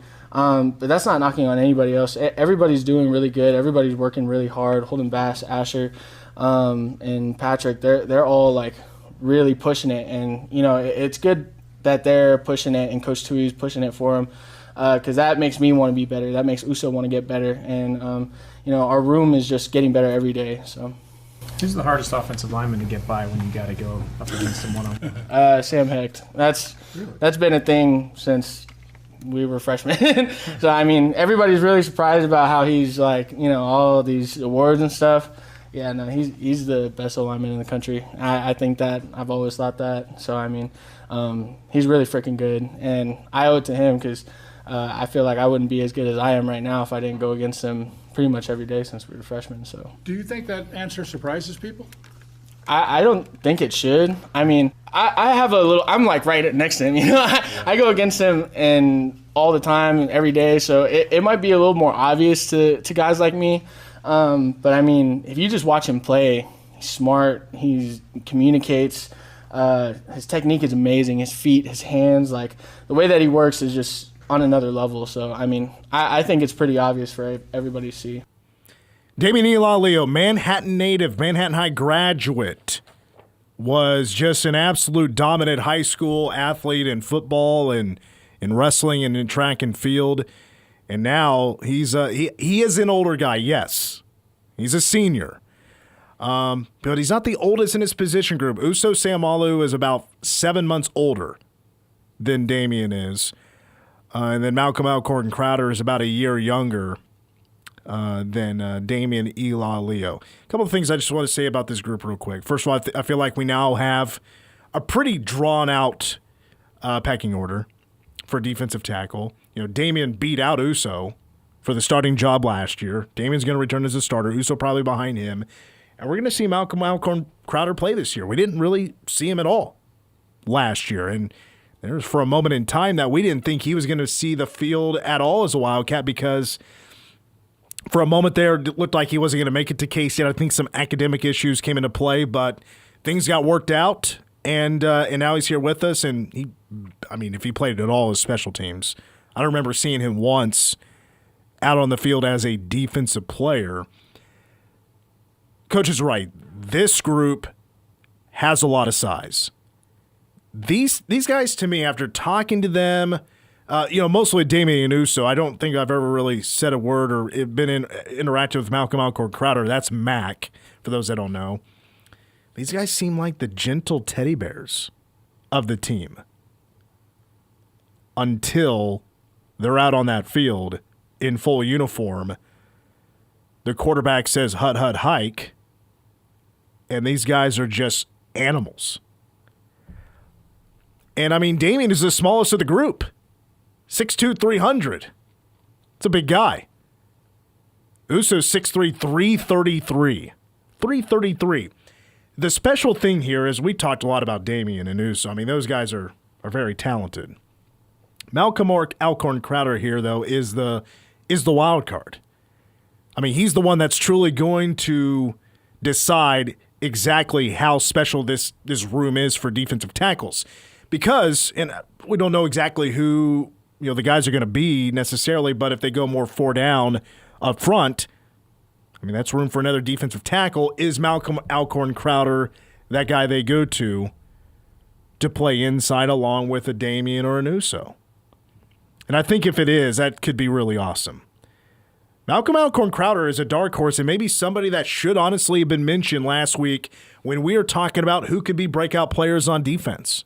I think Malcolm Alcorn Crowder is now officially one of those candidates. Because athletically and physically, this guy can be one of K-State's genetic freaks. 6'5", 318. And what he did previously at his stop Butler Community College, he was very good. Now can it translate to the college game? To me, that's a factor into determining exactly how good this unit is going to be. But don't get me wrong. Damian Ilalio is about to have an all Big 12 season. I'm going to guarantee that. He's going to have an all Big 12 season. By the way, these guys are from all over the map as well. Malcolm Alcorn Crowder's from Massachusetts.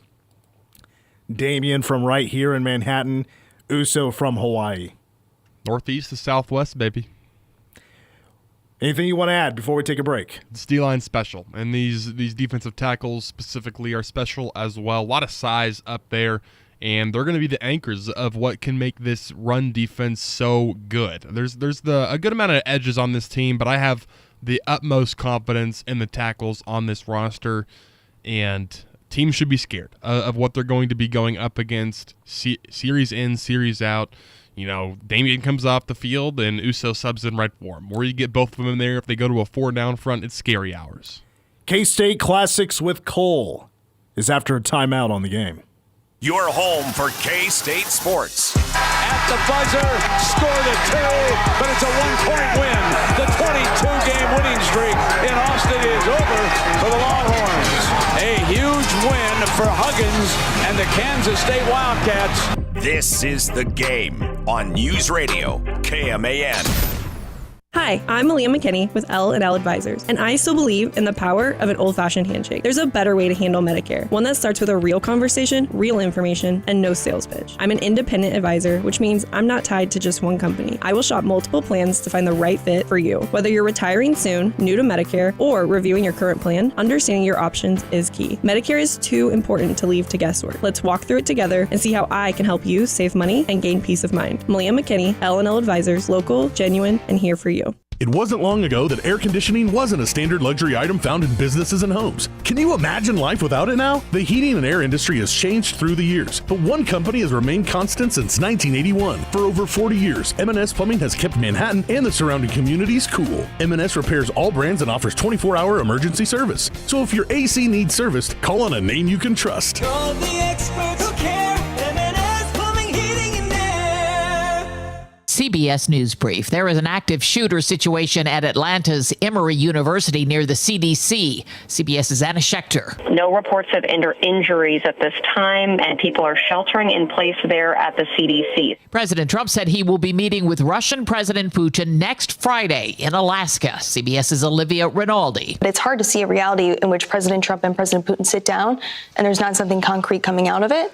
But the fact that President Zelensky is not there kind of leaves that door open a little bit. Astronaut James Lovell has died. He was commander of the Apollo 13 mission that returned to Earth safely after an oxygen tank explosion. The real heroes were those guys sitting in the control center who never trained for, never planned for a problem such as they encountered on Apollo 13. He was 97. Former FBI and CIA Director William Webster has died. He was 101. CBS News Brief, I'm Cammie McCormick. ESPN Radio Sports Beat with Freddie Coleman. It can't be easy if you're Anthony Richardson, the third-year quarterback of the Indianapolis Colts, when you were taken that high in the draft, the number 4 pick in the NFL draft when it came to 2023. Injuries your first year. Last year, I don't know what happened. It just went off the rails in terms of not being ready or being honest and not being too honest. And now you're thinking in your third year, even though they brought in Daniel Jones to compete, they want you to win the starting job. They want you to be the quarterback they believe they were getting with all that potential when they drafted you, meaning the Indianapolis Colts, back in 2023. but then you dislocate your pinky in your first preseason game against the Baltimore Ravens, and now you give more of a leg up to Daniel Jones, who will start week 2 of the preseason. Sometimes you're just born at the wrong time, or things happen at the wrong time. Anthony Richardson's not born at the wrong time because he has that potential, but maybe he's too snake bit for this to happen with the Indianapolis Colts. Not saying they need to get rid of him, but maybe he needs to go somewhere else because so far he has not been so good the first 3 years with the Colts. In 60 seconds, Arch Manning future decided. Evan Cohen here. Whether you're locking in your home run picks or riding with your favorite golfers this summer, ESPN Bet is your sports book for all the action. Go from checking stats on your favorite teams and players to placing bets in just a few taps. Plus, new customers can get $100 in bonus bets when you make your first $10 wager. Download the ESPN Bet app and sign up with promo code USL to get started today. Must be 21 plus. Gambling problem? Call 1-800-GAMBLER. Terms and conditions apply. See app for details. Offer not available in New York. Individuals and businesses with tax problems, listen carefully. If you owe over $10,000 in back taxes or have unfiled tax returns, U.S. Tax Shield can help you take back control. The IRS can seize your bank accounts, garnish your paycheck, close your business, and file criminal charges. Our team of tax attorneys can stop collections and get you protected. U.S. Tax Shield offers a price protection guaranteed quote to get you protected today. U.S. Tax Shield is A+ rated with the BBB, so call 800-494-6139. U.S. Tax Shield, 800-494-6139. So the statement was made, and I quote, Arch isn't going to do that. He'll be at Texas, end quote. That's what Arch Manning, the Texas quarterback, his grandfather Archie Manning, told Texas Monthly, that Arch Manning is not going anywhere. He's not going to leave Texas after this season and declare for the NFL draft. It may not be the right decision, but it's definitely the right statement if you want to do anything you can to reduce all that pressure that's already there. That's going to increase tenfold with Arch Manning and Texas and those two entities together trying to win a national championship with that name in the back of his jersey. They're playing the long game when it comes to the Manning family, and it's the right game to play because you don't know what he's going to look like at Texas, but if he looks great, the chances are he may be a top draft pick of the Cleveland Browns, quarterback quandary, or the New Orleans Saints. Not any good yet. It may not be the right decision, depending on who you talk to, but it's definitely the right statement to make regarding the future of Arch Manning. For the ESPN Radio Sports Beat, I'm Freddie Coleman of ESPN. After a run to the 6A state championship last season, Manhattan High takes to the field September 5th on News Radio KMAN. Touchdown! Manhattan High with 2 seconds to go! Join Mitch Fortner and Gold Dutchendorf each Friday night as the Indians pursue another Centennial League title and push for another playoff slot. Florida, he'll be set! The home of the Tribe. News Radio KMAN. News Radio KMAN. Weather. Tomorrow to start your weekend out, partly sunny skies with a high near 96, then a 40% chance of rain and thunderstorms, mainly after 1 in the morning on Saturday night with an overnight low of 74. 60% chance of rain throughout the day on Sunday with a high near 91. 80% chance of showers and thunderstorms on Sunday night. High of 81 on Monday. Right now, heat index temperature of 108 in Manhattan.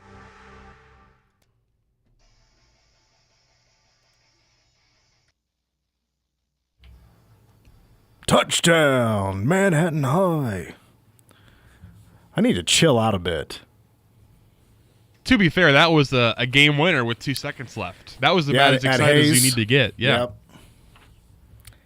Carter Aslan to J.J. Dunnigan. Was that touchdown? Little, what was it? It was like a little slant route, right? It was on like the 2-yard line. I think 7 seconds were on the clock. Yep. Yeah. Down 3. Fun year. That was a really fun year. Undefeated until Gardner Edgerton in the 6A state championship game. All right, K-State Classics with Cole. We need a draw for our penultimate game of this summer series of Cole. Just a 21-year-old kid that's still learning how big K-State football is, but where it all came from as well at the same time. So we'll also find out what the last game is of this series as well. That's true. I mean, you can watch them now if you want to, or save them for the weekend. We'll save them. All right. There's 2 games left in here, and it just happens to be the 2 biggest wins in program history. Somehow that happened. I don't know. It really did work out great. Luck of the draw. But the game you're going to be watching this weekend, and we will review on Monday, you're going to watch for the first time, 1998 Nebraska. There you go. So would you say saving the biggest win in program history for last, or would you put the Nebraska game over? Well, yeah, I mean, I consider 03 Oklahoma Big 12 title game as the biggest win. I mean, it was the first conference championship in 70 years. And right. Oklahoma, people are calling that OU team, quarterback Jason White, as the greatest team ever. Nobody was giving K-State a chance. Nobody. I don't remember what the line was. I bet it was a healthy line. I want to say, like, and this is just random throwing it out there from something I may have heard at one point, might be imagining it like 21. I don't know if it was that much. I would doubt it. Sometimes Wikipedia will have that answer. I'm not seeing it. I bet we could find it somewhere. Because Casey was like number 12 going into that game. We'll do some research over the break and figure it out. All right, but there you have it. Cats, Cornhuskers. Lee Corso said Big Red is dead. We'll review that on Monday. I'm looking forward to it. I haven't watched that game back in so long, so maybe I'm going to do that this weekend as well. Watch it back. Should be a fun one. All right, so we got the next K-State Classics with Cole, 1998 Nebraska. That'll be in the second hour on Monday. But before we wrap up, let's play a little Ask Us Anything. We'll do it after a break here on KMAN. Miss any of the show? I don't want to live on this planet anymore. Never fear, sports fan. Check out the Game podcast on Apple Podcasts, Google Play, and newsradiokman.com. Got a face for radio and a voice that won't quit? Good news! Manhattan Broadcasting is hiring for on-air staff. No experience? That's okay. We'll teach you how to push buttons, crack jokes, and pronounce Wamigo like a local. All you need is a killer personality and the drive to learn. This is your chance to talk for a living and not get in trouble for it. Apply now and let the mic be your stage. Go to manhattanbroadcasting.com/jobs for more info. Manhattan Broadcasting Company is an equal opportunity employer. Information you can use in an ever-changing healthcare environment. America's Healthcare Advocate, Carrie Hall, Saturdays on News Radio KMAN. We're here to educate, inform on the topic of healthcare and health insurance. We've partnered with Blue Cross and Blue Shield of Kansas to bring you these shows to educate you on healthcare and health insurance issues. That's why we're doing these shows here on America's Healthcare Advocate. Join Carrie Hall, America's Healthcare Advocate, Saturday mornings at 7 on News Radio KMAN. It's back to school, and Ashley Furniture is helping you gear up in style. Whether it's a new desk for homework time, a comfy bed for a good night's rest, or stylish storage to keep it all organized, we've got what you need at unbeatable prices. Locally owned and operated, we're proud to serve the Manhattan community with furniture for every room and every budget. Come see us today at Ashley Furniture, 200 Starber Lane in Manhattan. Your home, your style, your Ashley. A new roof, not something you think about every day. Good thing Buck does. Call Buck Roofing for your free, no-obligation estimate today and live comfortably under your new roof. 785-230-9379. Buck Roofing, serving Kansas for almost 20 years. The word father means a lot to me.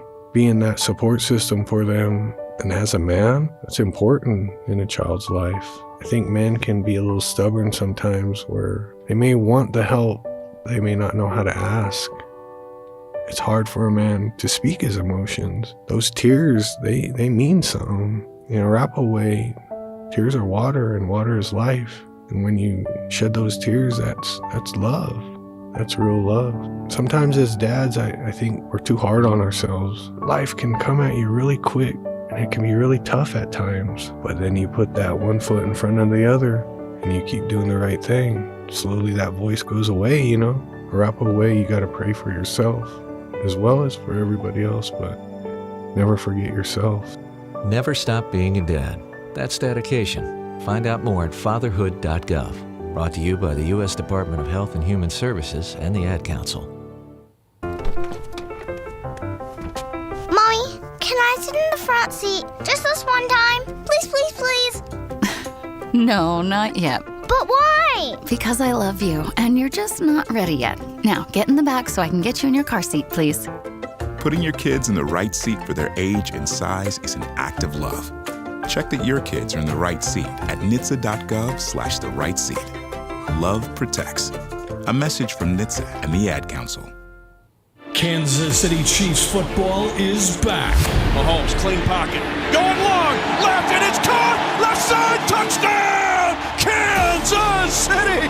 The Chiefs go for a 44-yard bomb. Saturday, live from State Farm Stadium in Glendale, Arizona. It's the Chiefs and Cardinals. Pregame starts at 6 here on your home for Kansas City Chiefs football. Your home for the Kansas City Chiefs. News Radio KMAN.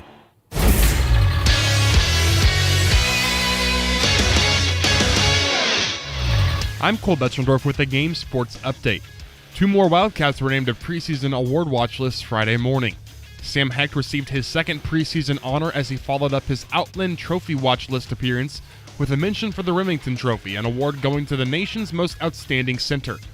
K-State has had 2 finalists for the award, Nick Leckey in 2003 and BJ Finney in 2014.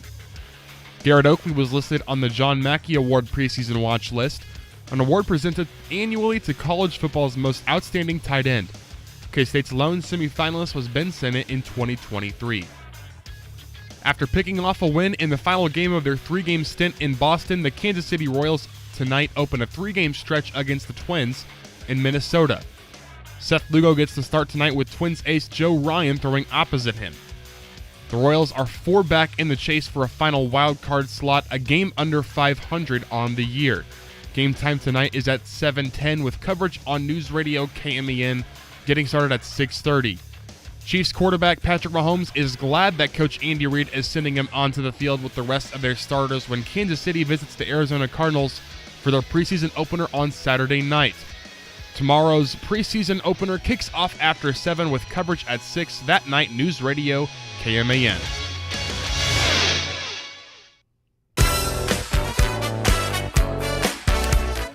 Real quick, in 03, Oklahoma K-State Big 12 title game, Oklahoma was a 14-point favorite. I knew it was a touchdown. I knew it was a touchdown number. 21 was obviously not correct. My question for the day is, it's about that time for football season to officially be back, so I need your go-to, Super Bowl snack, your go-to football appetizer. The last couple of years, when I've watched it at Lindsay's house, I've been making sliders. Okay. But a couple of different kind of sliders, like burger sliders. Sure. And then I'll take a whole package of those Hawaiian rolls. Hawaiian King rolls, or I think they're called Hawaiian King, something like that. And I don't cut it up in individual pieces. Right. I'll just cut the whole thing in half and then put the whole slab, the bottom in the pan, and I start putting deli meats all over it, and then cheese, and then put the top of the buns on it, and then just bake it as a whole, and then I'll cut it up once it's done. I like that a lot. And it's been big hits. Those Hawaiian rolls it's crack in bread form. They're so good. When it comes to outside of that, I love wings.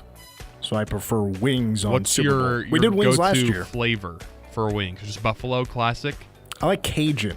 I like Cajun dry rub. Okay, that's on brand for the New Orleans brand. And I prefer dry rub over sauce. Really? Way less messy. That's definitely true. I don't want to be, on the fingers after every bite. Sure, it does get a little obnoxious for the people around you. My go-to is I just like to keep it classic with some jalapeno poppers. I think when they're done right, they are phenomenal. I've been making them the last couple of New Year's Eves with my in-laws. They're so good. Jalapeno poppers are just phenomenal. I think you can't really go wrong with them, especially if you get bacon wrapped jalapeno poppers or something. I will say my sister-in-law's been making some Snickers salad. So apples and then chopped up Snickers and then whipped cream or something. I don't know exactly what else she puts in there, but that is always phenomenal. I'm going to pass. I'm going to pass on that one. You'd have to try it. It's really good. Not a big apples guy outside of just snacking Eating on them. an apple. Sure. Yeah. When you start mixing it with stuff or pie or nah, I'm good. Apple cider, I'm good. What about Super Bowl beverage? Nice cold beer. Fair. Yeah. Or Mexican mules. There you go. Boy, I got a little saucy last year while I was cooking. Woo. Lindsay came home. I told her just straight up, I'm intoxicated.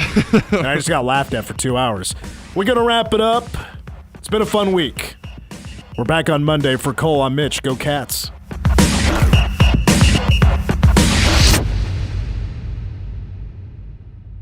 You